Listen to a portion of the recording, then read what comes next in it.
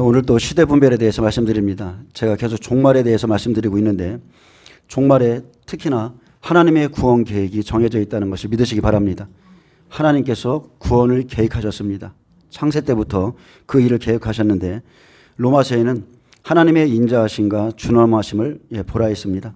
바울에게 이 말씀을 전하게 하셨고 에스겔에게도 하셨고 그리고 구약의 모든 선지자들에게도 이스라엘의 구원의 때에 대해서 말씀했습니다. 그래서 하나님은 그의 때에 그의 일을 이루시는 분이십니다. 우리가 그것을 믿고 그분의 날까지 여러분 기다리시길 축복합니다. 기다릴 줄 아셔야 돼요. 로마서 11장 25절에서 36절에 보면 마지막 때 마른 뼈와 같이 죽은 바 된 이스라엘 백성들의 회복이 있습니다. 자, 마른 뼈라고 그랬죠. 뼈는 골격이죠. 그래서 현재 영은 죽어 있지만 육은 살아있는 자 같은 이스라엘 백성은 마른 뼈와 같습니다. 그들에게 생명이 없기에 하나님의 생기가 들어갈 때야 이스라엘이 살아나 군대를 이룰 것이라 했습니다. 예수님의 생명의 영, 즉 성령이 부어짐으로 이스라엘 백성이 회복하면서 대표적으로 휴거자 14만 4천이 나옵니다. 14만 4천은 우리 이방인이 아니라 계시록 7장 3, 4절에 기록되어 있듯이 이스라엘의 종, 하나님의 종들을 말하고요.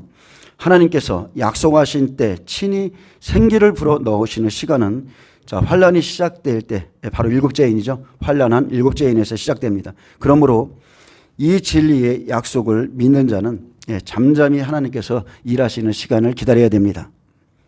약속의 시간을 기다리지 못한 자는 성경에 보면 모두가 실패했습니다. 시간과 시간 사이의 때에 우리는 믿음으로 하나님을 기쁘시게 해야 됩니다. 하지만 안타깝게 수많은 크리스찬들이 어린아이의 모습을 벗지 못한 상태입니다. 크리스찬의 성숙도를 가늠한 척도는 그들이 과연 시간과 시간 사이의 기간을 버텨낼 수 있느냐 하는 것입니다. 하나님의 말씀은 어떤 말씀이에요? 인내의 말씀입니다. 하나님의 약속의 말씀은 반드시 인내하셔야 돼요. 그러나 우리는 기다림에 익숙치 않습니다. 특히나 영적인 어린아이들은 무언가로 관심을 사로잡아 주지 않으면 곧바로 치료해야 하고 하나님의 약속을 잃어버린 채 줄길거리를 달라고 합니다. 물론 아이들이 성장하면서 이러한 점은 바뀔 것이지만 그들은 인내심을 달라고 기도할지라도 지금 당장이라는 말을 덧붙입니다. 지금 당장 해주세요. 안 그렇습니다. 그들은 보이지 않는 일에 경고하심을 받아도 지금 당장 이루어지지 않으면 자리를 박차고 일어나 다른 줄길거리를 찾습니다. 이게 크리스찬들의 모습입니다. 그들은 기다릴 줄 모릅니다. 히브리서 11장은 믿음장입니다. 여기에는 위대한 업적을 이룬 수많은 사람들의 이야기가 기록되어 있습니다. 한 사람 한 사람의 인생이 짧은 글로 기록되어 있기에 시간과 시간 사이의 때보다는 성취의 때 일어난 사건들로 가득합니다. 지금 여러분이 히브리서 11장을 펼쳐보면서 스스로 이 질문을 던져보세요. 과연 이 위대한 사람들이 놀라운 일을 해내기 전 얼마나 오랜 시간을 기다렸을까? 노아, 아브라함, 모세, 예수님의 12 제자들까지 이들이 인내해야 했던 사이의 기간은 얼마나 오랫동안 지속되었을까? 그들은 모두 약속을 받았지만 그들은 모두 언약을 받았지만 시간과 시간 사이의 때에 인내하지 못하고 자기의 힘과 지혜를 사용했을 때 모세는 살인자가 되었고 아브라함은 육신의 자녀를 받았으며 그리고 아주 오랫동안 인내의 시간을 보내야 됐습니다. 하나님이 그들에게 임재를 나타내지 않았어요. 자기 힘과 생각을 의지한 베드로와 나머지 제자들은 모두가 예수님을 부인하는 지경에 이르렀습니다. 구약의 위대한 사람들을 뽑으라면 단연 아브라함과 모세일 것입니다. 오늘 하나님께서 나타나 너는 너의 고향과 친척과 아비집을 떠나 내가 내게 보여줄 땅으로 가라 명령했습니다. 그는 가나안 땅을 분명 유산으로 상속받았습니다. 약속받았어요. 그러나 스데반의 설교를 들어보면 그는 생전에 가나안 경내에 발붙일 만큼의 땅도 받지 못했습니다.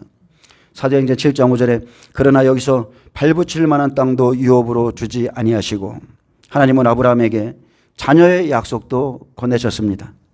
그러나 그는 85세 되던 해에 사라에게서 상속자를 낳는 일을 포기하였습니다. 하나님의 시간을 기다리지 못하자 사라가 조급함에 빠졌고 그는 자기 노력과 열심으로 하나님의 약속을 이루려 했습니다. 하나님의 시간을 땡겨보려 했어요. 그 결과 아브라함에게 그의 여종 하갈과 동침하도록 유도했고 육신의 자녀 이스마엘을 낳게 됐습니다.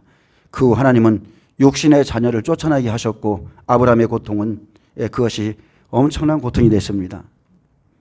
아브라함의 향년은 175세입니다. 그런데 그의 인생 중 가장 눈부시게 빛났던 순간은 언제인가? 자기 집에서 길러진 318명을 데리고 전쟁에 나가서 롯의 가정을 구출해 명성을 얻을 때였던가? 아닙니다. 그것은 드러나는 영광이었고 영광을 받을 만한 사역이었지만 하나님은 그것을 인정치 않았어요. 그가 하나님의 약속을 믿고 잠잠히 3일길을 걸어가서 이삭을 하나님께 바쳤던 그때가 그의 인생 중에 가장 빛난 때였습니다. 그때를 제외하고 나머지 시간 동안 아브라함은 항상 기다려야 됐고 낙심해야 했으며 어리둥절해야 했고 고통스러웠습니다. 그것이 여러분 믿음의 세계입니다. 사람들은 약속을 받아도 하나님의 때를 잠잠히 기다릴 줄 모릅니다. 그래서 무언가를 찾아요. 저는 요즘 예전에도 한번 그 영상을 본 적이 있는데 저는 그 예전에 그 코미디언 바풀떼기 김정식 목사님 아시죠? 그분이 늦게 부르심을 받아서 장애인들 사역을 하고 계신데 그때 그분의 얼굴이 한순간에 10년, 20년은 늙으신 것 같았었어요. 그리고 제가 2, 3일 전에 그분의 영상을 봤습니다. 너무나 힘이 들어서 하나님 왜 내게 이런 일을 맡기십니까? 했었을 때 너가 아니면 누가 이 일을 감당하겠느냐 이렇게 하나님이 말씀하셨고 그 말씀 때문에 크게 울으면서 이 길을 걸어왔다고 하셨어요. 중요한 건 이겁니다. 네가 아니면 누가 일을 하겠느냐. 가장 낮은 곳에서 가장 빛도 안 나는 곳에서 그곳에서 김정식 목사님이 그들을 섬기고 있을 때 하나님의 나라에서는 가장 밝게 빛나는 겁니다. 그런데 수많은 주의 종들은 그런 사역을 원치 않습니다. 저 역시도 그것을 감당할 만한 사랑이 없어요. 그분의 사랑이 크기 때문에 그것을 맡기신 건데 대부분의 사역자들은 빛나는 영광스러운 사역만을 원합니다. 드러나는 사역, 영광을 받을 만한 사역, 남에게 비춰지는 사역. 저는 그런 사역보다 저 시골에서 잠잠히 서너 명 놓고 목회하시는 목사님들이 그 자리를 지키고 있는 것이 더 위대하다고 생각하는 사람이에요. 개척교회에서 힘들고 어려울 때 이 자리에서 눈물로 기도하는 그 사람들, 그것이 훨씬 더 중요한 겁니다. 교회는요, 무언가를 하는 게 아니라 내가 있는 그 자리에서 하나님을 섬기면 빛이 나는 거예요. 많은 사람들이 이스라엘의 구원을 원합니다. 오늘 하나님의 이스라엘 구원 계획이 있어요. 그런데 하나님은 친히 하시겠다고 그러셨어요. 수많은 사람들이 착각하는 게 있습니다. 이스라엘의 구원이 이루어질 때가 이방인의 구원사가 끝나는 날입니다. 지금이 내 형제 자매가 구원받을 때고 내 자녀를 위해서 울라고 하신 때고 그리고 우리는 이스라엘이 구원받는 것도 중요하지만 그들이 구원받을 때 내 형제 자매들에게 성령이 거두어져요. 없어요. 근데 전도하지 않습니다. 섬기는 자리에 나오지 않습니다. 오직 이스라엘입니다.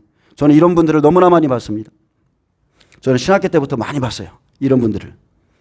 내 교회에서는 전도 안 씁니다. 근데 이스라엘. 제가 코로나 때 유튜브를 시작했는데 저를 가장 힘들게 했던 사람이 그 이스라엘에 빠진 사람이었었어요. 매일 하루에 장문의 문자가 옵니다.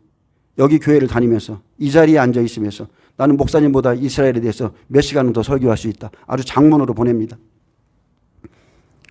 그러나 더 큰 사역은요, 보이지 않는 곳에 있어요. 보이지 않는 곳에 있습니다. 여러분, 저는 여러분에게 시간과 시간 사이를 지금 말하고 싶은 거예요. 여러분, 하나님의 언약을 받으셨죠? 마지막 때 한일의 때 하나님이 행하실 언약을 지금 받으셨죠? 여러분은 지금 이 시간과 주님의 시간 사이를 여러분 잘 견뎌내셔야 돼요. 그게 우리가 해야 될 일입니다. 많은 사람들이 그 부분에서 실패합니다. 모세는 120년을 살았습니다. 그는 40대가 되던 해에 하나님께서 자신을 사용하실 줄 알았습니다. 그러나 하나님은 그를 그냥 내버려 두셨고 80세가 되도록 그를 사용하지 않으셨습니다. 자기의 의의가 있기 때문에 사람의 힘으로 하나님의 정하신 때를 여러분 앞당길 수 없어요. 이윽고 하나님이 그를 부르셨고 그는 80세의 나이에 쓰임받기 시작했습니다. 하지만 향후 그가 쓰임받은 40년의 시간은 고통으로 가득 채워졌습니다. 이스라엘 백성은 밤낮으로 모세를 오해했습니다. 여호와의 말씀을 받아서 애굽에 들어가서 바로의 위협을 무릅쓰고 말씀을 전한 그날부터 모세를 오해하기 시작했고 끊임없이 그의 지혜를 의심했습니다. 물론 유월절 사건이나 홍해가 갈라진 일, 십계명을 받은 순간, 구름기둥과 불기둥 등 하나님께서 임재를 나타내신 영광의 순간도 많았습니다. 그러나 모세는 대부분의 시간을 백성의 불신과 싸우는 데 사용해야 됐습니다. 예수님도 마찬가지셨죠. 예수님이 싸운 거는 자기 백성과 싸운 거예요. 끊임없이 예수님의 말씀을 믿지 못하는, 하나님이 명령하신 그 말씀을 믿지 못하는 자기 백성들과 싸웠습니다. 예레미야 선지자도 마찬가지입니다. 너희가 바벨론에 끌려간다. 하나님의 명령을 전했을 때 하나님의 말씀을 전한 후로 그의 적은 거짓 선지자였고 거짓 예언자들이 있고 그리고 불신앙에 가득 찬 자기 백성들이었습니다. 하나님의 종들은 지금도 똑같습니다. 믿지 아니하는 교회 안의 불신자들과 싸우는 겁니다. 우리 모두는 하나님의 명백한 임재를 기대합니다. 이를테면 아브라함처럼 하나님께서 나타나 우리와 직접 언약을 맺으시거나 모세의 경우처럼 홍해를 가르고 마른 땅을 건너게 해주시길 바라는 것입니다. 그러나 우리 인생의 대부분은 사이의 시간으로 점철됩니다. 우리는 명백한 임재를 기다리며 하나님의 일하심을 기다리며 그 시간을 버텨야 됩니다. 시간과 시간 사이의 때, 명백한 임재에 대한 기대가 우리를 지탱해 줍니다. 그래야 기다릴 수 있어요. 예수님께서 제자들에게 예루살렘을 떠나지 말고 기다리라고 명령하셨을 때 그것은 사이의 시간을 버티라는 뜻이었습니다. 사이의 시간을 버티라. 약속을 주시고 그 사이의 기간, 그 사이의 기간을 내가 믿음으로 버틸 수 있느냐? 그들의 경우 기다리는 시간이 겨우 열흘 정도였으니 그리 길지는 않았습니다. 그러나 대부분의 사람들은 이것도 참지 못하고 떠났고 하나님의 약속에, 하나님의 성령을 부어주신다는 그 약속에 참여하지도 못했습니다. 하지만 만일 하나님께서 10년을 기다리라고 명령하신다면 당신은 어떻게 하겠습니까? 아브라함은 25년 기다렸어요. 인내하지 못한 자는 약속을 떠나갑니다. 인내하지 못한 자는 영생의 말씀을 떠나가는 거예요. 시간과 시간 사이의 때 우리는 하나님을 기쁘시게 해드려야 됩니다. 이것은 참으로 놀라운 특권이죠. 우리는 그냥 기다림으로써 하나님의 명령을 따르게 됩니다. 이해하시겠습니까? 그냥 기다림으로써 하나님의 명령을 이루게 되는 거예요. 무엇을 하는 것이 아니라 약속을 기다림으로 그 약속이 이루어지는 것을 보게 되는 겁니다. 그리고 기다리는 동안 우리의 성품이 형성되고 다듬어집니다. 왜요? 인내해야 되기 때문에. 이러한 믿음은 인내하는 자에게 주어집니다. 하나님의 언약은 하나님이 이루시는 시간이죠. 이스라엘의 구원 계획은 누가 세웠어요? 하나님이 친히 세우셨습니다. 7년 환란이 앞으로 시작되면 일곱째인, 일곱째 나팔, 일곱째 대접은 사람의 노력이나 도움이 아무것도 필요 없습니다. 오직 하나님이 일하시는 시간이에요. 예수님께서도 안식일 날에 아버지께서 일하시니 나도 일하신다고 그랬어요. 우리가 보이지 않는 소망을 가졌다면 여러분 잠잠히 기다릴 줄 아셔야 됩니다. 얼마나 많은 사람들이 하나님의 명령에 불순종하면서 얼마나 많은 사람들이 하나님의 명령에 따르지 않으면서 하나님을 돕고자 하고 있습니까? 사울이 그랬고 수많은 왕들이 그랬고 종들이 그랬으며 예수님이 오셨을 때 서기관 바리새인 종교 지도자들이 그런 일들을 하다가 다 멸망받았습니다. 자기들의 의를 세우고자 힘써 하나님의 의를 대적했던 사람들. 그 시대에 세례 요한은 주의 오실 길을 알았습니다. 예수님께서 성령이 임하시는 그 사람이 메시아라는 것도 알았어요. 그래서 그는 회개하라. 천국이 가까이 왔느니라 외쳐졌습니다. 그가 오시면 자기의 타작마당을 정하시고 알고고모와 곡간에 드리고 쭉정이는 꺼지지 않는 불에 태우신다는 것을 명확히 알고 있었기 때문에 세례 요한의 외침을 들었다면 회개하고 천국을 맞을 준비를 하면 되는 겁니다. 이 시대의 수많은 크리스찬들이 자신을 준비하지 못한 채 하나님의 날을 기다리는 것을 봅니다. 대부분의 사람들이 그렇습니다. 지금까지 우둔해져 있는 이스라엘의 구원이 이루어지는 날 이방인의 구원사는 닫힙니다. 많은 사람들이 이스라엘 합니다. 그런데 이방인의 구원사, 자기들의 구원이 닫히는 것을 보지 못하고 있어요.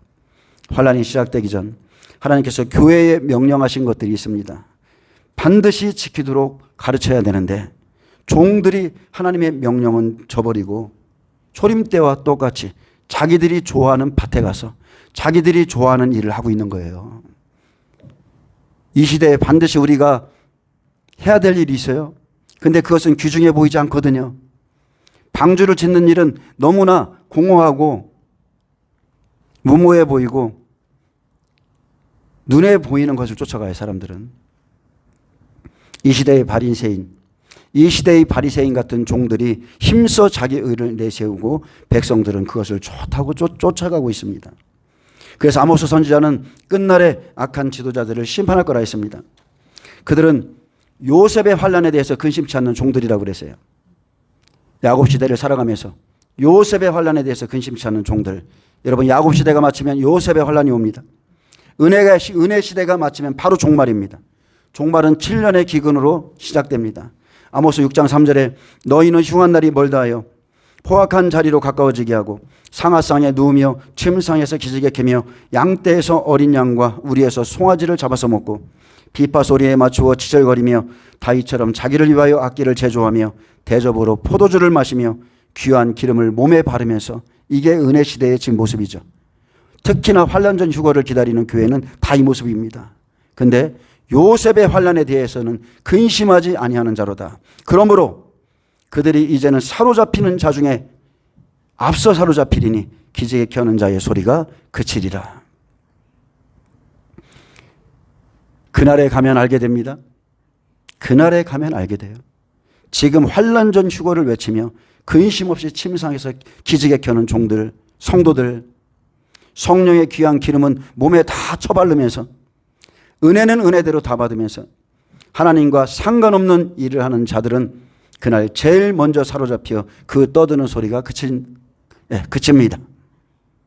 짐승의 시대를 준비하지 않는 자, 제일 먼저 짐승의 표를 받게 될 겁니다. 아모스 5장 18절에 화 있을진저 여호와의 날을 사모하는 자여, 너희가 어찌하여 여호와의 날을 사모하느냐. 그날은 어둠이요 빛이 아니라 마치 사람이 사자를 피하다가 곰을 만나거나 혹은 집에 들어가서 손을 벽에 대었다가 뱀에게 물린 것도다. 우리가 기다리는 여호와의 날이 이런 날입니다. 요셉의 환난, 이스라엘의 구원이 시작되는 날, 이방인의 구원, 은혜 시대가 마칩니다. 내 자녀, 내 형제 자매들의 구원사가 다치는데 울지 않고, 우리는 지금 누구를 위해서 울고 이래야 되는지 조차도 모르는 사람들. 여러분, 누구를 위해서 이래야 돼요? 세례 요한을 준비한 하나님께서 마지막 때 두 증인을 선택하셨습니다. 그들이 때가 되면 일어날 것이고, 그들이 이스라엘 땅에 들어가서 나팔을 불 때 이스라엘에 하나님의 영이 부어지고 민족적인 회개가 일어나 기도가 하나님 앞에 상달되면 바로 제단 앞에 있는 그 제단의 불을 땅에 쏟으면 나팔장에 들어갑니다. 그게 환란의 시작이에요. 2300주회가 그렇게 시작됩니다. 7년 기근의 시작이기도 하고요. 그러면은 여러분은 요셉의 환란에 대해서 근심합니까? 이 시대의 교회가 준비되었습니까? 환란 전 휴거될 거라고 기뻐하고 있죠. 근심하는 게 아니라 첫째 나팔이 부러지면 둘째 나팔, 셋째 나팔, 넷째 나팔이 동시에 부러지죠. 하늘에서 불과 피 섞인 우박이 내려와 땅과 수봉옥의 3분의 1을 태우고 바다에 불붙는 상가 같은 것이 던져져 바다의 3분의 1이 피가 되고 생명 가진 피조물들의 3분의 1이 죽고 배들의 3분의 1이 깨질 것이라 했습니다. 교회는 요셉의 환란을 여러분 준비하셔야 돼요. 요셉의 환란. 그렇지 않고 여전히 자기들이 좋아하는 길로, 자기들이 좋아하는 밭으로, 자기들이 좋아하는 사역하다가 그들이 멸망합니다. 주여 주여 선지자 노릇하고 귀신을 쫓아내고 자기들이 좋아하는 일을 아무리 해도 자기를 위한 방주를 준비하지 않으면 결국은 멸망합니다. 분명히 주님이 오실 때 노아의 때와 같다고 그랬습니다. 그래서 노아의 때처럼 자기를 위해서, 자기 가정을 위해서 방주를 준비하지 않으면 멸망합니다. 남 좋은 일 하다가 자신은 버림받는 거예요.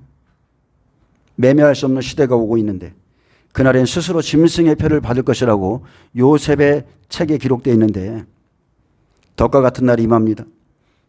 근데 여러분, 덫은 말 그대로 덫이에요. 도적같이 오는 거예요. 덫은 한순간에 빠져요. 그날 덫에 걸리면 절대로 빠져나오지 못합니다. 그래서 내가 좋아하는 일이 아니라 하나님께서 하라고 하신 것을 하세요. 예수님이 말씀하셨어요. 나는 그의 명령이 영생인 줄 아노라. 하나님의 명령에 순종하는 자만이 구원받습니다. 내가 보기에 위대해 보이고 내가 보기에 좋아 보여도 이 시대의 모든 사람들이 그 길을 걸어갈지라도 하나님이 준비하라는 것을 준비하는 자만 구원받습니다. 분명히 성경은 말합니다. 내 양은 내 음성을 들을 것이다. 내 양이 아니면 듣지 못할 것이라고 읽고, 예, 마찬가지입니다. 여러분, 저는 목회를 합니다. 성도 간, 지도자 간에 신뢰가 깨지면 그것은 끝입니다. 동맹이 끝난 거예요. 언약이 파기된 것과 똑같습니다. 지도자를 인정하지 못하면 절대로 그 사람과 함께 할 수 없습니다. 저는 주의 명령이 영생인 줄 아는 사람이에요. 근데 저는 그 길을 가고자 하는데 다른 길을 선택해 간다 그러면 저와는 끝입니다. 저는 그런 것들을 용납하지 않습니다. 제가 참으로 마음이 아파서 제가 엊그저께 잠이 들어서 딱 1시간 반 만에 일어난 것 같아요. 새벽 1시 반에 일어났는데 하나님께서 모세에 대해서 떠오르게 하시고 너는 나만 바라고 그랬어요. 모세가 그랬죠. 가나안 땅에 여호와께서 함께 가지 않으면 나는 올라가지 않겠습니다. 그 모세를 바라봐라. 사람들과 싸우지 마라. 백성들과 싸울 필요 없다. 얼마나 위로가 됐는지 몰라요. 예, 주의 종은요, 하나님의 음성만 듣고 쫓아가는 거예요. 하나님이 좋아서 가는 길이에요. 사람 안 봐요. 예, 사람 다 떠나가도 아무 상관없습니다. 그리고 저는 너무나 기뻐요. 3만 명도 필요 없고 10,000명도 필요 없고, 예, 기도원에게 예, 하나님께서 기도원에게 주신 사람은 300명밖에 없었어요. 예, 그 사람이면 충분하죠. 계시록 7장 3, 4절에 보면 이르되 우리 하나님의 종들의 이마에 그랬습니다. 자, 인치기 전이죠. 근데 이마는요, 헬라어 누메시아입니다. 온건한 책망, 경고, 훈계를 받아들이는 곳이에요. 그래서 마음과 의지와 사고가 있는 곳이 이마고, 여기에 인치기까지, 즉 인친다는 것은 안전 또는 보존을 위해서 도장을 찍다 이 뜻인데, 이는 소유나 보호를 나타내죠. 그리고 이 인을 치는 시기는 하나님의 때입니다. 사람의 때가 아니에요. 인치기까지 땅이나 바다나 나무들을 해하지 말라 하더라. 내가 인침을 받은 자의 수를 들으니 이스라엘 자손의 각 지파 중에서 인침을 받은 자들이 14만 4천이니 유다 지파, 르우벤, 갓, 아셀, 납달리, 므낫세, 시므온, 레위, 이사갈, 스불론, 요셉, 베냐민 중에 1만 2천이라 했습니다. 장자의 명분을 빼앗겼던 야곱이 형 에서에게로 다시 들어가는 날 천사와 씨름하여 이김으로 이스라엘이라는 이름을 받듯이 휴거자 14만 4천은 정통 이스라엘 백성이고 이방인의 때가 끝나면 한일의 때 나옵니다. 지금은 메시아닉 주가 구원받는 때예요. 정통 이스라엘이 아니에요. 계시록 7장에 나오는 그 사람들이 아니에요. 그 사람들 구원은 하나님께 속해 있습니다. 로마서 11장 13절에 내가 이방인이 너에게 말하노라. 내가 이방인의 사도인 만큼 내 직분을 영광스럽게 여기노니 이는 혹 내 권력을 아무쪼록 시기하게 하여 그들 중에서 얼마를 구원하려 함이라.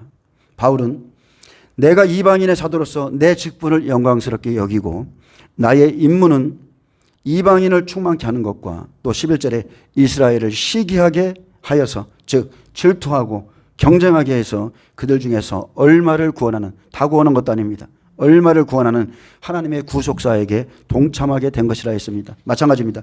이방인들을 아무리 구원하려고 해도요, 다 구원 못합니다. 하나님은 모든 사람이 구원을 받기를 원하지만 그러한 때는 한 번도 없었고 수많은 사람들에게 복음을 전해줘도 그 사람들 순종 않습니다. 그리고 그들을 버리는 것이, 이스라엘을 버리는 것이 그것이 하나님의 뜻이죠. 세상의 화목이 되거든. 그리스도를 통해서 하나님과 인류 사이의 화목의 시간을 하나님이 잠깐 주시고 그 받아들이는 것이 죽은 자 가운데서 살아나는 것이 아니면 무엇이리요. 하나님께서 이스라엘을 버렸지만 한일의 때 다시 받아들이는 것은 죽은 자 가운데서 그들이 살아나는 것이라 했습니다. 그래서 무화과 나무에 싹이 나면 아멘. 순인하면 그 말씀을 하신 거예요. 누가복음 15장에 예수님께서 초림에 사역하셨을 때 이런 비유를 했습니다. 둘째 아들이 호랑방탕하게 살다 회개하고 돌아왔을 때 이 내 아들은 죽었다가 다시 살아났으며 내가 잃었다가 다시 얻어노라 하시고 제일 좋은 옷을 입히고 손에 가락지를 끼워주고 발에 신을 신겨 모든 권리를 회복시켜 줬습니다. 종말에 똑같습니다. 죽었다가 다시 살아나는 이스라엘의 회복의 시간이 있는데 바로 주님이 오실 때예요. 주님의 때에 하시는 겁니다. 이스라엘이 넘어진 것은 구원이 이방인에게 이르러 이스라엘로 식인하게 함이고 그들의 넘어짐이 세상의 풍성함이 되고 그들의 실패가 이방인의 풍성함이 되기 때문에 허락하셨지만 언제까지예요? 하나님이 정하신 때까지입니다. 하나님이 정하신 때. 16절에 제사하는 처음 익은 곡식가루가 거룩한 즉 떡덩이도 그리하고 뿌리가 거룩한 즉 가지도 그러하도다. 또한 가지의 얼마가 꺾이었는데 돌 감람나무인 내가 그들 중에 젖붙임이 되어 참 감람나무 뿌리의 진액을 함께 받는 자가 되었은즉 그 가지들을 향하여 자랑하지 말라. 자랑할지라도 내가 뿌리를 보존하는 것이 아니라 뿌리가 너를 보존하는 것이니라. 바울은 감람나무 젖붙이는 것을 비유로 참 감람나무인 유대인과 거기에 젖붙인 돌 감람나무인 이방인을 대비시켜 이방인들이 교만하지 말 것을 경계하게 했습니다. 이방인들이요, 그 가지들을 향하여 자랑하지 말라. 너희는 참 감람나무의 일부를 떼어내고 잠시 젖은 것이니 자랑할 거 없다.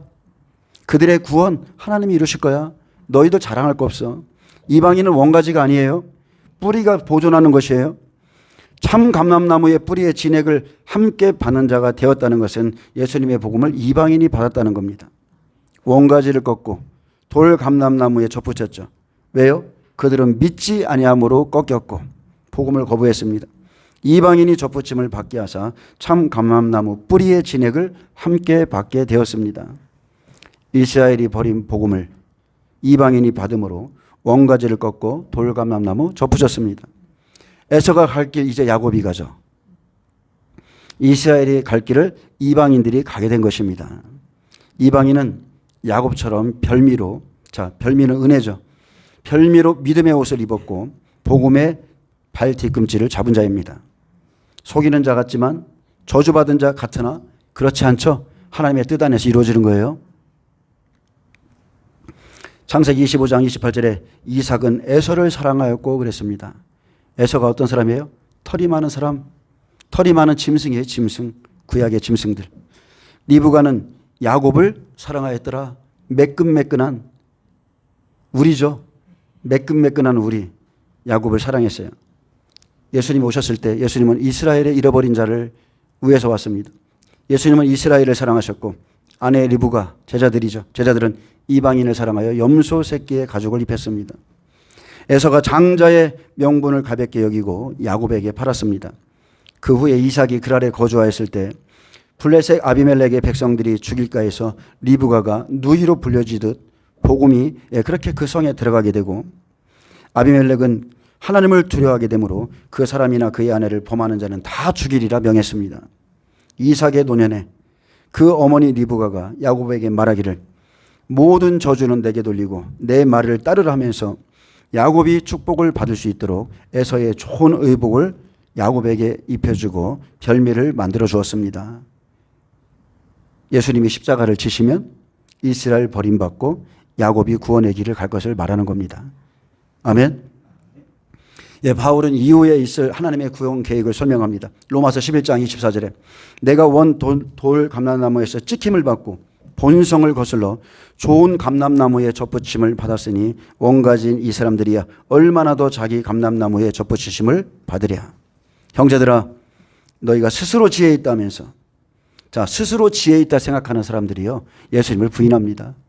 스스로 지혜 있기 때문에, 나는 똑똑하기 때문에, 나는 이 사람들과 같지 아니하기 때문에 함께 할 수가 없는 거예요. 그래서 형제들아, 너희가 스스로 지혜 있다면서 이 신비를 너희가 모르기를 내가 원하지 아니하노니 이 신비는 이방인의 충만한 수가 들어오기까지 이스라엘의 덜어는 우둔하게 된 것이라. 이 신비는 비밀이죠. 이 비밀은 이스라엘 백성이 마지막 때에 구원받는 겁니다. 이것이 비밀입니다. 이 단순한 것이 비밀이라고 그래요. 떨어져 나가는 자들의 구원. 나는 너희가 이 시기를 모르기를 원치 않는다. 이 비밀은 이전에는 감추어졌던 것이지만 하나님의 구원 계획은 이제 계시로 알려졌다. 이것을 왜 비밀이라 일컫느냐면 사람이 완악해지거나 마음이 어두워져서 그것을 개별적으로 깨닫지 못하기 때문입니다. 보긴 봐요. 듣긴 들어요. 근데 마음으로 깨닫지 못해요. 하나님의 계시, 은혜가 없으면 안 되는 거예요. 아무리 복음을 전하고 방주를 지으라 말해도 하나님의 은혜 없이는 안 믿어지죠. 이방인의 충만한 수가 들어오기까지. 이방인의 구원세가 마칠 때까지입니다. 여러분, 구원사가 닫힙니다. 이방인의 구원이 닫혀요. 그때까지 이스라엘의 덜어는 자기들이 가진 율법의 그 지식 때문에 여전히 우둔하고 완악하게 굳어 있습니다. 그냥 그렇게 믿고 있는 거예요. 남들이 그렇게 믿으니까 그렇게 그냥 가는 겁니다. 아브라함, 이삭, 야곱, 요셉, 이것은 시대를 나타내죠. 나는 아브라함과 이삭과 야곱의 하나님이다. 요셉을 따로 떼놨어요. 왜? 한일의 때 있을 일이기 때문에. 구약시대, 복음시대, 성령시대, 종말시대를 나타냈는데 이삭이 나이가 많아 눈이 어두워 잘 보지 못할 때, 즉 이삭의 노년은 복음시대로 예수님 공생애를 마칠 때입니다. 그때가 되면 히브리서 11장의 경고가 있죠. 한 그릇 음식을 위하여 장자의 명분을 판 에서와 같이 망령된 자가 없도록 살피라고 경고했습니다. 너희가 아는 바와 같이 그가 그 후에 축복을 이어받으려고 눈물을 흘리며 구하되 버린 바가 되어 회개할 기회를 얻지 못했다. 언제까지요? 1878년 동안이나 회개할 기회를 얻지 못했어요. 하나님의 때가 되어야 모든 것이 이루어지는 거예요. 사람의 힘으로 되는 게 아닙니다. 장자 에서가 예수님이 오셨을 때 장자의 명분을 팔았죠. 복음을 거부했어요. 모든 축복을 잃어버려서 버림바가 되었고, 그러면 야곱 시대로 넘어갑니다. 성령 시대, 지금 은혜 시대죠. 그렇게 야곱은 리브가의 오빠인 외삼촌 라반의 집으로 향하죠. 라반, 히다, 즉 율법을 상징하는데 레아를 먼저 얻습니다. 여러분 사도행전 시대 생각해 보세요. 레아, 율법과 복음, 즉 레아를 아내로 맞아들이죠. 율법이 먼저 지나가는 거예요. 그리고 라헬을 복음 안에 있는 자를 아내로 맞았고, 성령 시대, 사도행전 시대고요. 그리고 은혜 시대가 끝날 때가 되면 다시 라반의 집에서 떠나 복음으로 원수되었던 에서에게로 화해하러 들어갑니다. 지금 우리가 기다리는 그 시간이죠. 은혜 시대에 열매가 있었죠. 12아들을 얻었습니다. 예수님께서 12제자를 얻은 것과 똑같아요. 라반의 양떼 중에서 버드나무, 벗겨진 나무 껍질이죠. 버드나무는 십자가를 의미합니다. 그리고 살구나무, 부활을 의미하죠. 신풍나무, 하얗게 되다는 뜻이고, 푸른 가지를, 신선한 새롭게 된 그 가지를 가져다가 물 구유에 둡니다. 새로운 물을 마셔야 되겠죠. 그 물, 복음의 물을 먹고 새끼를 베어서 생명을 얻어서 얼룩한 것과 점이 있고 아롱진 양떼들처럼 이방인들이 이렇게 구원받고 그리고 번창하고 충만해지면 하나님께서 라반과 그 자녀들을 시기하게 하고 격동을 시킵니다. 그래서 여호와께서 야곱을 베델로 돌아가게 하죠. 이것이 하나님의 뜻이에요. 모든 열방에 흩어져 있는 모든 이스라엘 백성들이 마지막에 다 고토로 돌아갑니다. 에서에게로 이스라엘 땅으로 갑니다. 야곱이 에서를 만날 준비할 때 하나님께서 천사들을 준비하죠. 계시록은 천사의 사역이에요. 야곱은 그들을 알아봅니다. 하나님의 군대라고 그 이름을 부르고 그 땅 이름을 마하나임이라고 했습니다. 마지막 때 이스라엘 땅에 복음이 들어갈 때 똑같습니다. 두 증인에게 강력한 천사들이 준비되고 전 3년 반 뱀시대 성도들을 내어준 바 되는 그 시간에 엄청난 영적 전쟁이 시작됩니다. 복음을 가진 야곱, 즉 마지막 때 두 증인에게 하나님의 군대가 준비되었고, 야곱이 브니엘에서 홀로 남아 날이 새도록 어떤 사람과 씨름을 하는데, 이것은 복음과 율법의 싸움이죠. 천사와의 싸움이에요. 환도뼈가 부러집니다. 환도뼈가 타격받죠. 그렇지만 그 사람을 이기고 여기서 이스라엘이라는 이름을 받습니다. 그날이 가야 참된 이스라엘이 나와요. 참된 이스라엘. 내가 하나님과 및 사람과 겨루어 이겼다고 그랬습니다. 히브리어 에노시, 죽을 수밖에 없는 백성, 종족, 그 무리, 그 존재와 겨루어 내가 이겼다. 야곱이 그 사람에게 이스라엘이란 이름과 축복을 받은 후에 고백합니다. 내가 하나님과 대면하여 보았으나 내 생명이 보존되었다. 율법의 사람 에서를 만나기 전에 천사가 갖다 준 율법과 씨름하여 이겼을 때 이스라엘이라 칭했습니다. 그 일 후에 야곱과 율법의 사람 에서가 만나 입맞추고 서로 울며 화해하죠. 야곱은 에서에게 내가 형님을 배운 즉 하나님의 얼굴을 본 것 같다고 고백했습니다. 왜요? 복음이 들어가니까.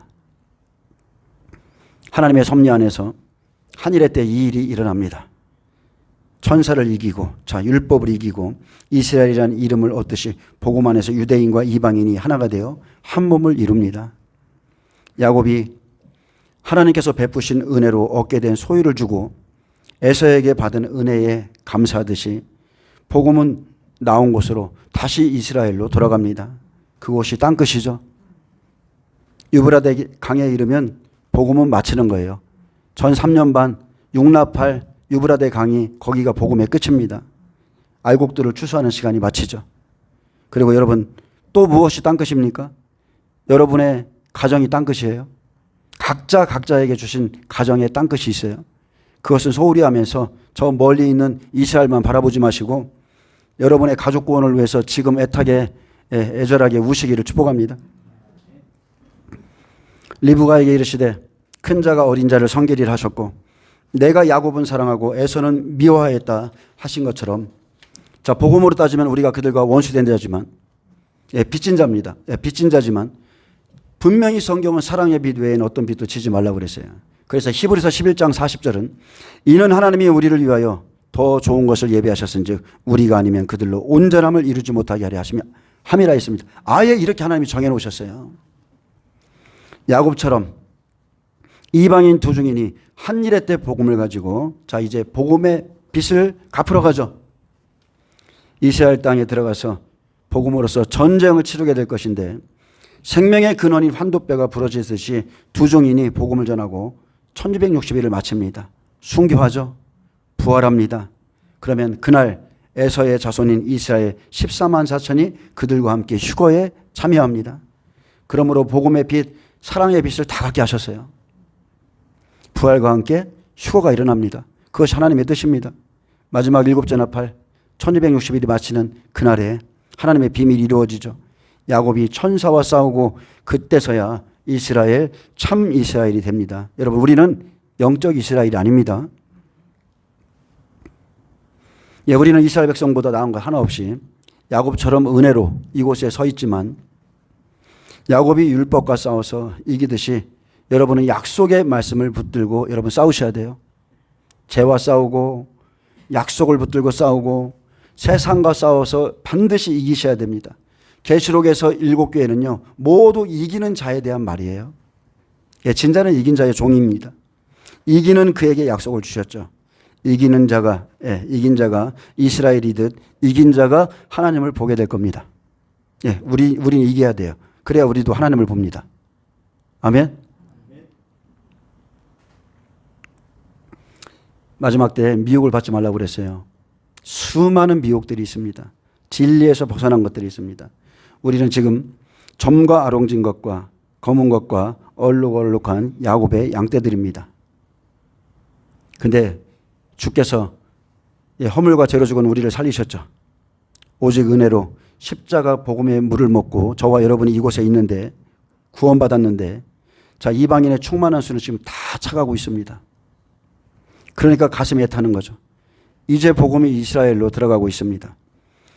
우리는 지금이 은혜 받을 때고 지금이 구원의 마지막 날이기 때문에 하나님께서 우리에게 명령한 그 명령을 우리가 지금 다 준행해야 됩니다.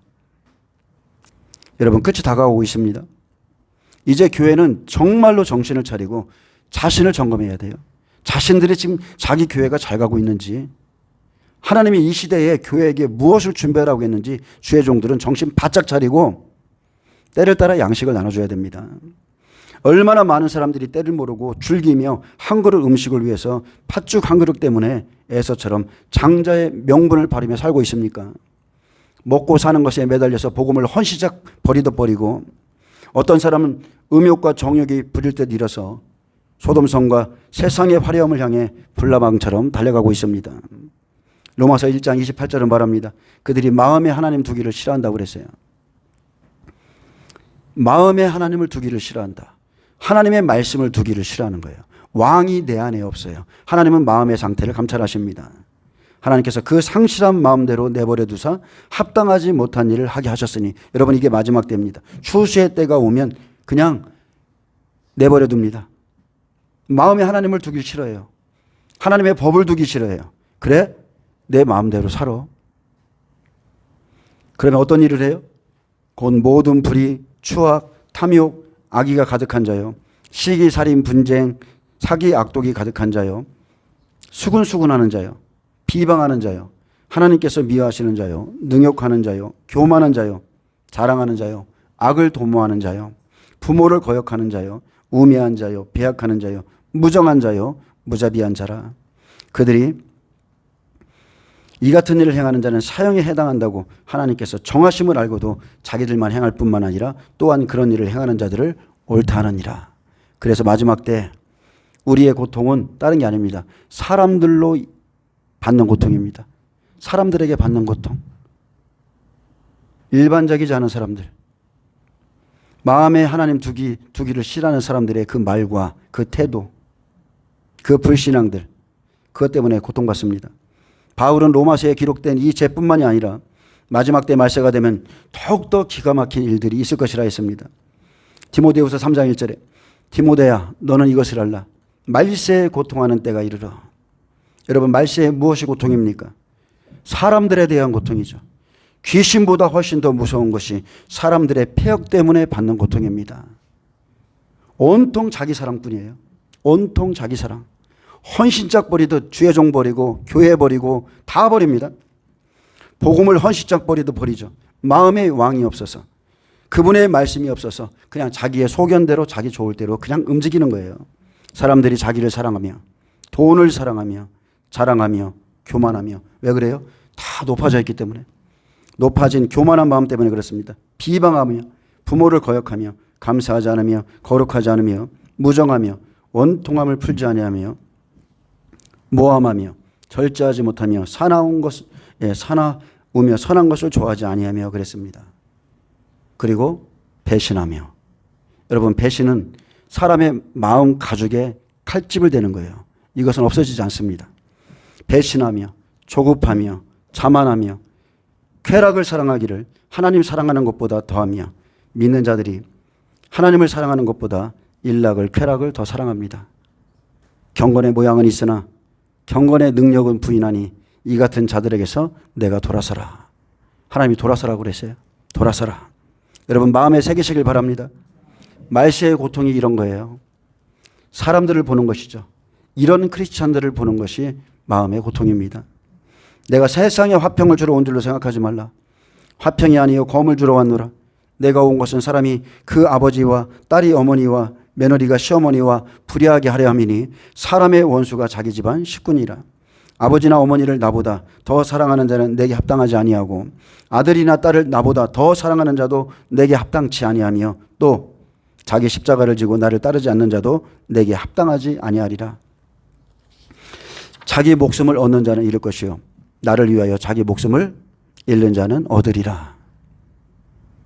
또한 사람의 원수는 자기 집안 식구입니다.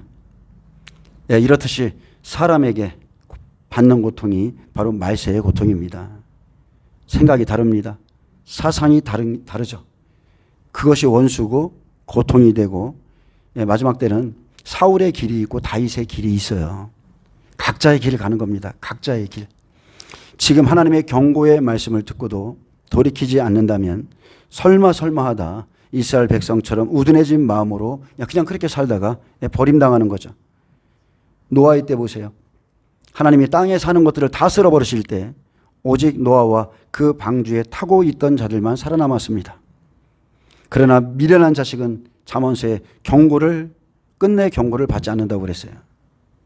노아의 때 방주를 지으라 하신 것은 자기 생명을 보존하기 위해서였는데 사람들은 그날까지 하나님을 시험했습니다. 너와 내 가정을 위해서 방주를 지으라고 그랬어요. 근데 끝까지 하나님을 시험했어요. 노아는 비와 홍수라는 것을 본 적도 없으면서 오직 경고하심을 받아서 방주를 지었습니다. 그는 홍수가 일어나는 날에야, 하나님의 말씀이 실행하는 그날에야 왜 그렇게 그동안 외로운 싸움을 하게 하셨는지를 알게 됐어요. 심판의 진노 속에서 하나님의 섭리를 깨달았고, 그가 나를 이렇게 외롭게 내버려 두신 것은 나를 구원하기 위함임을 그날에 알게 된 겁니다. 여러분, 그리스도인들은 외로우셔야 돼요. 매일 즐겁고 그런 날이 아니에요. 은혜 시대가 끝날 때까지, 창세기 6장이 끝날 때까지 노아가 전한 의의 복음을 받은 사람들의 일상은 세상과 똑같았습니다. 먹고 마시고 사고 팔고 시집가고 장가 들고였습니다. 그들이 그런 즐거움에 빠져 있었을 때 노아는 7 식구와 함께 아직 보이지 않는 일에 경고하심을 받아 경외함으로, 이게 중요하죠. 경고하심은 받습니다. 그런데 많은 크리스찬들에게 하나님을 경외함이 없어요. 하나님을 두려움이 없습니다. 그런데 노아는 경외함으로 방주를 지어 결국 그 집을 구원했다 했습니다. 여러분, 하나님을 경외하시기 바랍니다. 몸과 영혼을 능히 지옥에 멸하시는 그 하나님을 두려워하세요.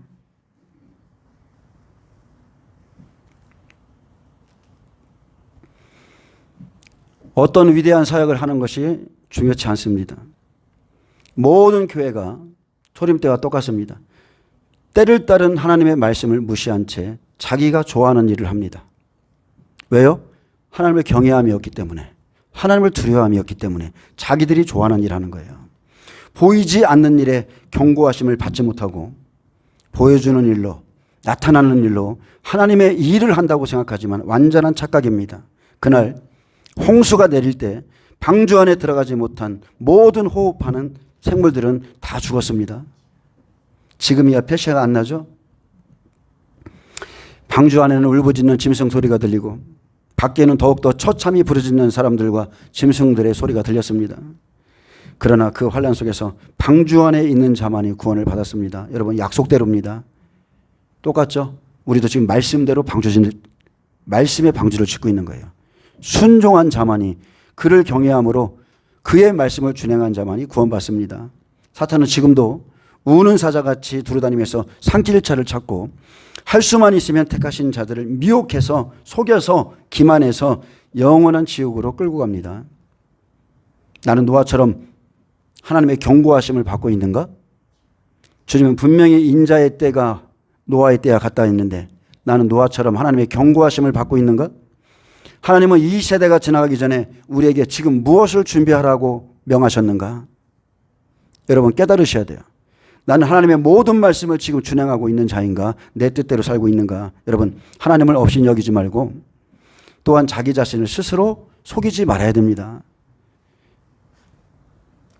바울은 앞절까지 스스로 지혜 있다고 생각하거나 스스로 높이지 못하도록, 또한 유대인들보다 이방인들이 자만하지 못하도록 이방인에 대한 공고를 비유로 말해주었고, 이제 그 비유의 결론을 말해주고 있습니다. 26절 봅니다. 그리하여 온 이스라엘이 구원을 얻으리라 기록된 바 구원자가 시온에서 오사 야곱에게서 경건하지 않은 것을 돌이키시게 했고. 자, 그리하여는 이방인의 구원사가 마치면이란 뜻이죠. 이방인의 구원사가 마치면 온 이스라엘이 구원을 얻으리라. 우리의 구원사가 마쳐요. 온 이스라엘은 장차 구원받게 될 이스라엘 백성 개개인에 대한 구원의 약속입니다. 한 일에 7죄인에서 민족적인 회개와 회심의 사건이 있을 것이라 하셨어도 복음을 듣고 돌이키는 자들이 구원을 얻을 것을 말씀하고 계시고 대표적으로 14만 4천을 기록해놨습니다. 디모데전서 2장 4절에 하나님은 모든 사람이 구원을 받으며 진리를 아는 데 이르기를 원하시느니라. 하지만 모든 사람이 구원을 받은 적 단 한 번도 없습니다. 진리를 아는 데 이르는 사람도 너무나 적었습니다. 구원자가 일하실 때에 여러분, 그의 명령에 순종하셔야 돼요.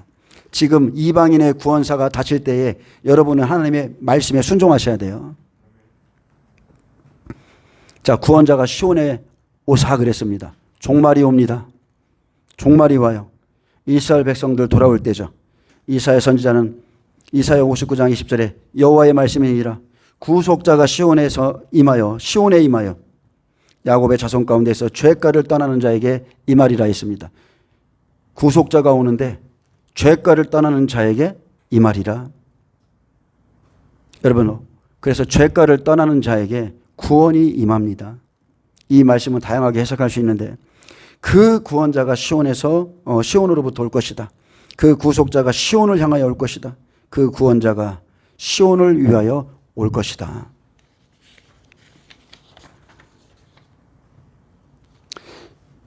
예, 이스라엘이 회심합니다. 그날에 이스라엘이 회심하죠. 그래서 종된 자들을 종으로부터 자유케 하고 채무가 있는 자에게는 채무를 대신 짊어지기 위해서 구속자가 오실 것을 말씀하죠. 이스라엘을 구속하실 예수 그리스도께서 오실 것을 말씀하고 있습니다. 자, 야곱에게서는 구원받은 이방인에게서라는 뜻이에요. 구원받은 이방인에게서. 자, 본구절은 두 가지 의미를 갖는데 야곱은 이스라엘과 이방인을 동시에 나타냅니다. 최종적으로 보면 이스라엘 민족이 전반적으로 범죄하여 경건치 않게 되었는데 이렇듯 불경건한 상태에 있는 이스라엘을 구원자이신 그리스도께서 하나님과 화목하게 하실 것을 말하죠. 그런데 또 다른 하나는 먼저입니다. 먼저 야곱에게서, 즉 먼저 구원받은 우리입니다. 이방인에게서 경건하지 않은 것을 돌이키시는 시간입니다. 지금이. 아멘. 예수님께서 초림에 이스라엘 땅에 오셨을 때 이방인과는 상관이 없었으나 이방인에게 복음이 들어오고 경건치 않아 버림받은 이스라엘 백성에게 복음이 들어가면 경건치 않은 이방인들을 돌이키고 이스라엘 백성 구원합니다. 온 이스라엘이 구원을 받으리라는 말씀은 아직 약속이고 그 약속을 믿고 그날에 본인이 움직여야 구원받아요.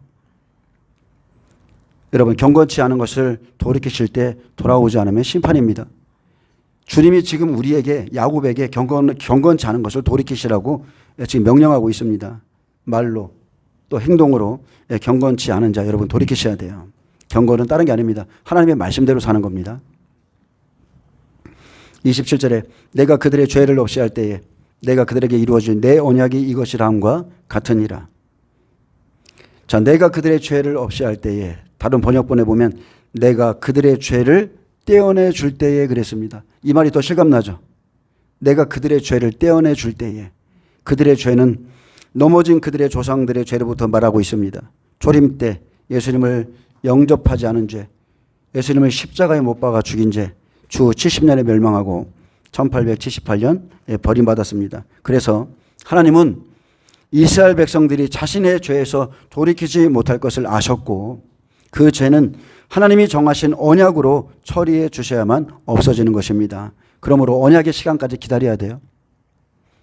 아무리 사람이 몸부림쳐도 되는 게 아니라 언약의 시간까지 기다려야 돼요. 내가 그들의 죄를 없이 할 때에, 내가 그들의 죄를 떼어내 줄 때에 그들에게 이루어질 내 언약이 이것이라. 그날에 내가 그들의 죄를 없이 해주겠다. 그 죄를 떼어내 줌으로 내 언약은 반드시 이루어질 것이다. 이사야 글을 인용해서 이스라엘이 구원받는 것은 새 언약의 기초에서 진행될 것을 말씀하고 있습니다.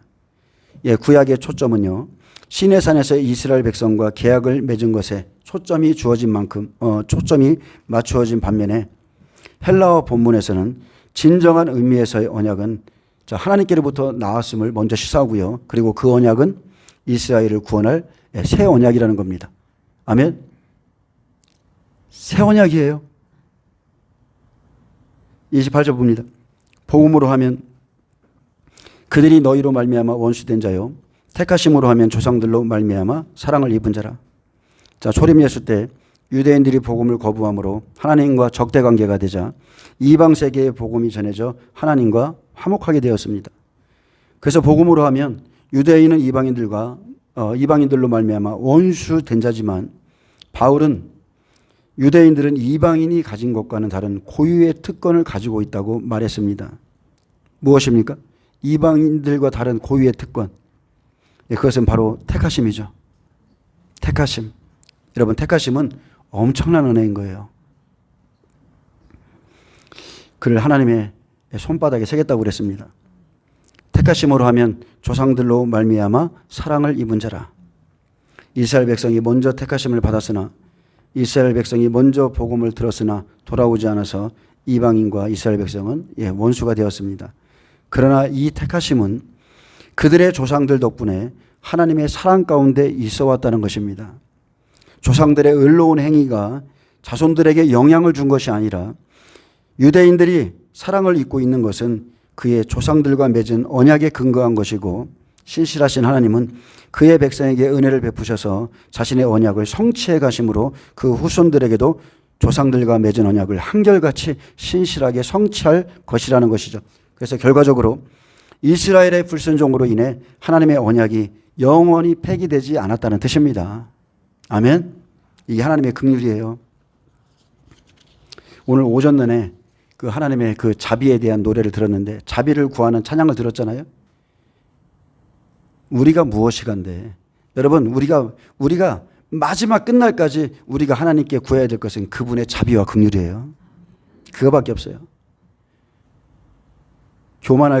너무나 교만해요. 그리스도인들이. 그분에게 구해야 될 것은 끊임없는 자비, 긍휼입니다. 긍휼이 풍성하신 하나님, 노하기를 더디하신 하나님, 인자를 천대까지 베푸시는 그 놀라운 하나님. 하나님의 사랑은 한이 없죠. 그가 잠시 우리를 징계하실지라도 우리는 친아들입니다. 사생자가 아니기 때문에 우리의 유익을 위해서 그의 거룩하심에 참여하기 위해서 잠시 자기의 뜻대로 우리를 징계하시기 때문에 우리는 낙심할 필요가 없어요. 그분은 반드시 우리를 세우십니다.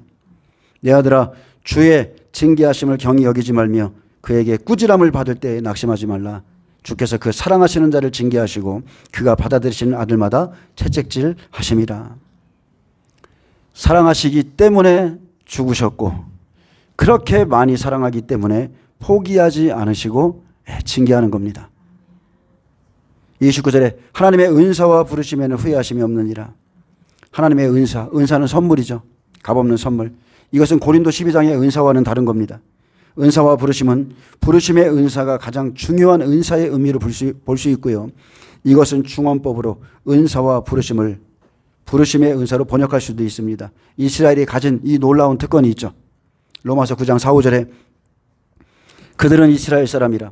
그들에게는 양자됨과 영광과 언약들과 율법을 세우신 것과 예배와 약속들이 있고 조상들도 그들의 것이요 육신으로 하면 그리스도가 그들에게서 나셨으니 그는 만물 위에 계셔서 세세의 찬양을 받으실 하나님이시니라. 아멘. 자, 여러분, 부르심의 은사는 하나님이 이스라엘을 특별한 목적을 가지고 유일한 위치로 부르셨다는 점을 증명해 줍니다. 여러분, 부르심의 은사가 있어요. 12제자도 하나님이 택하여 세우신 거예요. 주의 종들도 마찬가지입니다. 되고 싶어서 된 게 아니라 하나님이 택해서 부르셨기 때문에 그 길로 갈 수밖에 없게 만드셨어요. 은사와 부르심은 이스라엘을 통해서 구원의 은혜를 더 많은 사람에게 나누어 주고자 하시는 은사입니다. 아멘. 더 많은 민족에게 구원을 베풀려고 이스라엘을 택하신 거예요. 그리고 그들을 버리는 것이 세상의 화목이 되거든 했습니다. 여러분, 하나님의 이 놀라운 은혜가 정말 깊죠. 구원의 대상으로 이스라엘 백성 먼저 택하고 예수님 오셔서 이방인을 택하신 후 다시 모든 사람 유대인과 이방인을 구원하시는 것은 하나님의 은사요 선물인 거죠. 후회하심이 없는 하나님의 계획. 이 순서는 바뀌지 않습니다. 은사와 부르심에는 후회하심이 없느니라. 헬라어 아메타, 멜라타. 하나님께서는 후회라는 것을 결코 하시지 않는다는 뜻입니다. 근데 구약에 하나님의 후회하심의 표현이 나오죠.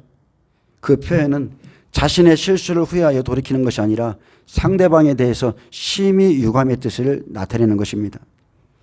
하나님은 한 번 정하신 뜻을 돌이키거나 변심하지 않으며 실수하시는 일이 없는 것은 하나님은 사랑과 달리 신적인 불별성을 갖고 계시기 때문입니다. 민수기 23장 19절에 거짓 선지자 발람이 말했습니다. 하나님은 사람이 아니시니 거짓말을 하지 않으시고 인생이 아니시니 후회가 없으시도다. 어째 그 말씀하신 바를 행하지 않으시며 하신 말씀을 실행하지 않으시랴. 그가 거짓 선지자임에도 불구하고 하나님의 말씀은 다 알고 있었죠. 근데 발람은 하나님을 믿지 않았습니다. 이 말씀을 믿지 않았어요. 말씀을 달달 외우고 있었고 하나님의 음성을 직접 들었지만 하나님의 말씀 안 믿었어요. 그는 하나님의 뜻을 알고도 여전히 시험하려고 했던 자입니다. 여러분, 예언한다고 다 하나님의 사람이 아니에요. 하나님의 뜻을 위해서 그 시대 유명한 복술가인 발람을 잠시 사용했을 뿐이고요. 말 그대로 예언은 은사입니다. 그의 성품과 상관없이 그냥 임하는 거예요. 선물이에요. 그러므로 예언은 분별하는 겁니다. 그래서 분별하라 하셨어요. 하나님은 아합을 죽이기 위해서 850명의 선지자의 입에 거짓을 예언하도록 거짓의 영을 들여보내셨습니다. 미혹의 역사를 풀어놓으신 거죠. 그래서 분별하라 하신 거예요. 진리를 가지고 있느냐? 분별하라. 850명이 다 똑같은 말을 할지라도 하나님의 말씀과 틀리면 분별하라. 마지막 때는 이방인 중에 악한 자를 버립니다. 그리고 이스라엘 백성을 구원하시는 것은 하나님의 공의이기에 후회하심이 없습니다. 다시 한번 말씀드리지만 이방인의 구원사가 마칠 때 이스라엘 백성 구원받습니다. 대다수의 그리스도인들은 지금 이스라엘 백성에 대해서 이스라엘 백성의 구원에 대해서 엄청 열을 올리고 있지만 바로 그때가 이방인의 구원사가 닫힌 때임을 생각하지 않습니다. 이스라엘이 구원받을 때, 그들이 원하던 이스라엘이 구원받을 때 나는 혼인잔치에 들어갈 준비가 됐는가? 나는 교회는 혼인잔치에 들어갈 준비를 했는가? 슬기로운 처녀들처럼 기름 등불을 준비했는가? 여러분 점검하셔야 돼요. 나는 지금 환난을 통과할 방주를 짓고 있는가? 생각하셔야 됩니다. 그것은 생각 하나도 안 하고 오직 이스라엘에 빠져 있습니다. 우리는 지나간 시대를 보면서 하나님의 은사와 부르심을 깊이 생각해야 됩니다. 로마서 11장 20절에 옳도다 그랬습니다. 맞다. 그렇다. 그들은 믿지 아니함으로 꺾이고 너는 믿음으로 섰느니라. 이스라엘에게 보장되었던 그 구원이 믿지 않음으로 불신앙 때문에 꺾였고 믿음으로 이방인에게 적용되었습니다. 똑같습니다. 마지막 때도. 높은 마음을 품지 말고 도리어 두려워하라. 하나님이 원가지들도 아끼지 아니하셨은즉 이스라엘이라는 이름을 가지고 있다고 여러분 구원받는 것이 아니라 진정한 이스라엘이어야 구원받습니다. 너도 아끼지 아니하시리라. 너도 남기지 않을까 두려워하라는 뜻입니다.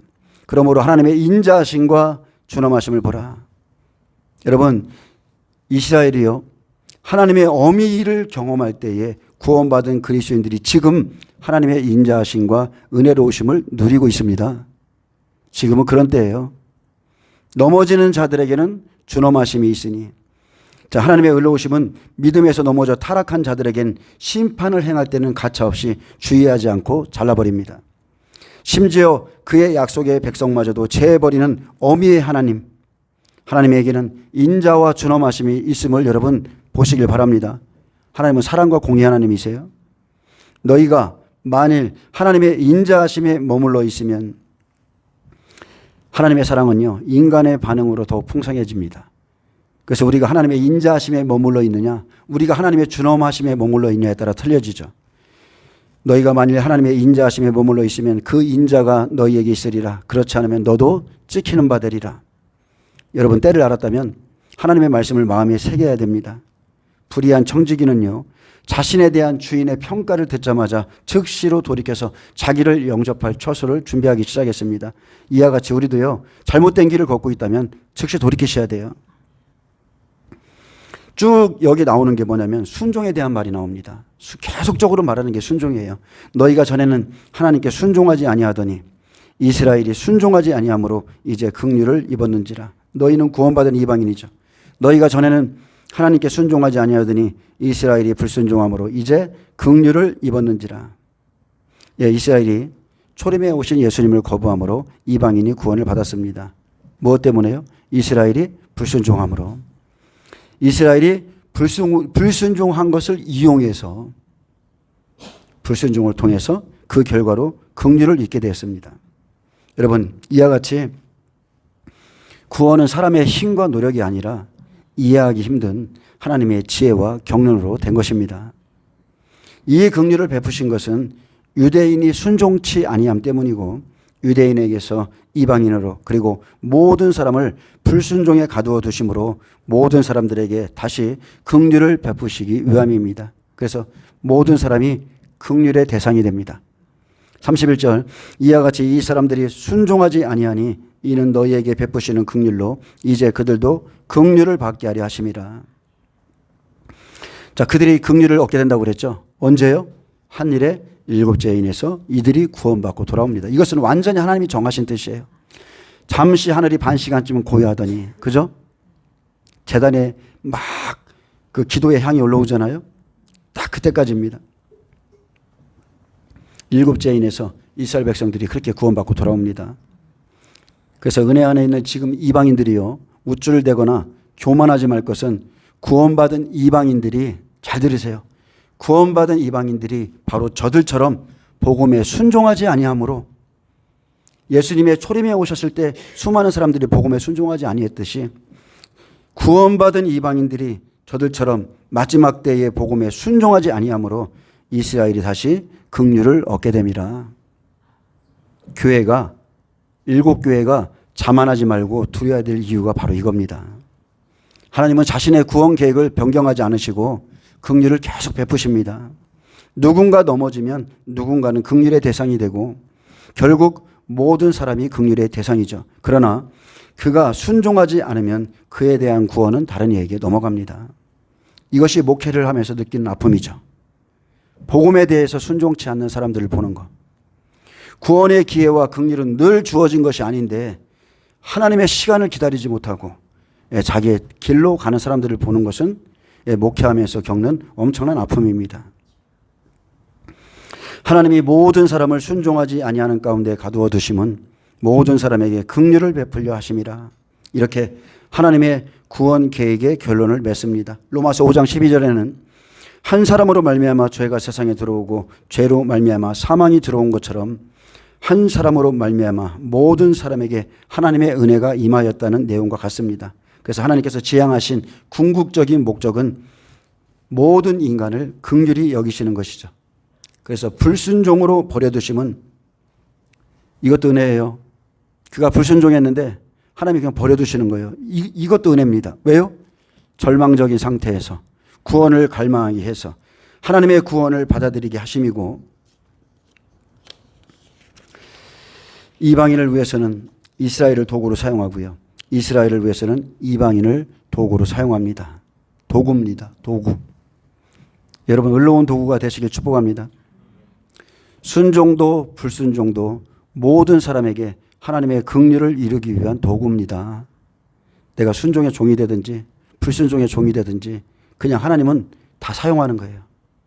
모든 사람, 여기서 나오는 모든 사람은요, 만인 구원, 전 인류 이런 뜻이 아니고 순종치 않는 모든 사람과 긍휼을 얻을 모든 사람을 의미하는 겁니다. 아멘. 성경은 마지막 때 하나님께서 친히 이스라엘 백성을 구원하신다고 기록했습니다. 자, 에스겔을 통해서 제가 다음 시간에 말씀드리겠는데, 이스라엘은 시대의 사인입니다. 종말의 가장 큰 징조고 하나님의 구원의 계획에 막을 내리는 민족이기에 예수님께서 무화과 나무의 비유를 배우라 했습니다. 배우라. 34절 말씀 맺겠습니다. 깊도다.